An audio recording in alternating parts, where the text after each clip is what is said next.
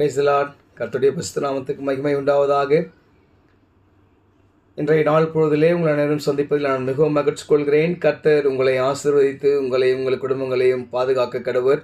எனக்கு அருமையானவர்களே, இன்றைய நாளுக்கான வேதவாக்கியம் ஏசாயா தீர்க்கதரிசியின் புஸ்தகம் 58 அதிகாரம் 8 வசனம்.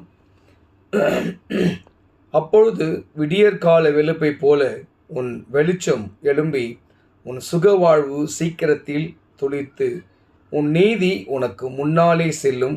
கர்த்தருடைய மகிமை உன்னை பின்னாலே காக்கும். எனக்கு அருமையானவர்களே,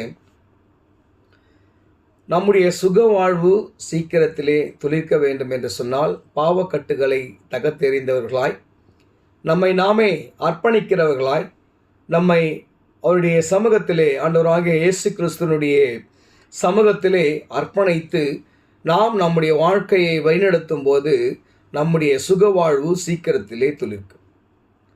நாம் நம்மை போல பிறனை நேசிக்கும் போது, பிறனிடத்தில் அன்பு கூறும்போது, பிறனுக்காக நாம் பரிதபிக்கும் போது, அவனுக்காக நாம் வேண்டுதல் செய்யும் போது, அவர்களுக்காக நாம் உபவாசம் இருந்து அவருடைய துக்கத்திலேயோ இல்லை அவருடைய கஷ்டங்களிலோ பங்கு கொள்ளும் போது நம்முடைய வாழ்க்கையில் இருக்கிற கசப்புத்தன்மையான அந்த சுகவீனங்கள் பலவீனங்கள் எல்லாம் ஆண்டவராகிய இயேசு கிறிஸ்து நம்மை விட்டு அகற்றி போடுகிறார். ஆண்டவர் அழகாக சொல்கிறார். அவர் போதித்த காலத்திலே, உன்னிடத்தில் நீ எப்படி அன்பு கூறுகிறாயோ அப்படி பிறனிடத்தில் அன்பு கூற நாம் கற்றுக்கொள்ள வேண்டும். அது மட்டும் இல்லை, நம்மை சபிக்கிறவர்களுக்காக, நிந்திக்கிறவர்களுக்காக, நம்மை துன்பப்படுத்துவர்களுக்காக ஜெபம் பண்ண வேண்டும் என்று ஆண்டவர் போதித்திருக்கிறார்.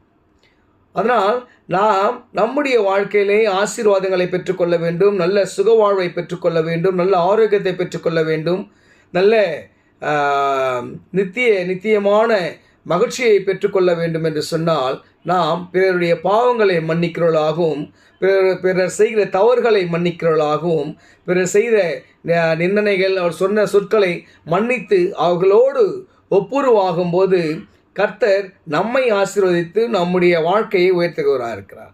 அதனாலே நாம் அப்படி நம்முடைய வாழ்க்கையை அர்ப்பணிக்கும் போது நம்முடைய சுகவாழ்வு சீக்கிரத்திலே துளிக்கும்.